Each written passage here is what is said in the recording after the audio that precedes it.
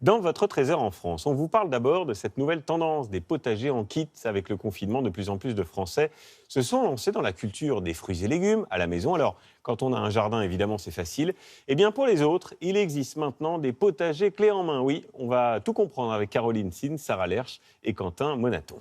Un nouveau concept est né, le potager clé en main.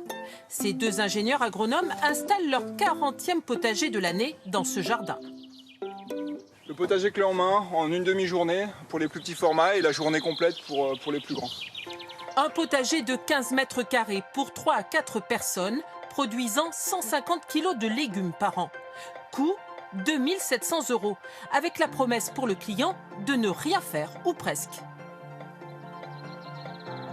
C'est seulement 10 minutes d'entretien par semaine, la possibilité de partir 3 semaines en vacances sans risque et cette garantie du satisfait au refait, c'est-à-dire que le potager sera productif, sans quoi on serait amené à le refaire à nos frais. Vous avez pas mal avancé déjà. Une solution de facilité pour cette pharmacienne, mère de 2 enfants, qui a peu de temps à consacrer à son potager. C'est un gros investissement, c'est certain. C'est certain. Mais après, ce qu'on se considère, c'est que sur plusieurs années, on va y gagner, quoi, parce que là, on va quand même récolter pas mal de légumes cette année. L'année prochaine, on remettra des plants, donc c'est un investissement sur le long terme. Un potager ingénieux, avec une solution pour chaque problème, comme ces barrières anti-limaces.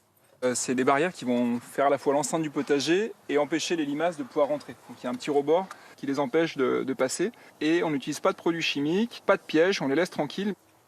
Dans 3 semaines, les premiers radis, puis les fraises et les courgettes sortiront de terre. Ça n'a pas de prix.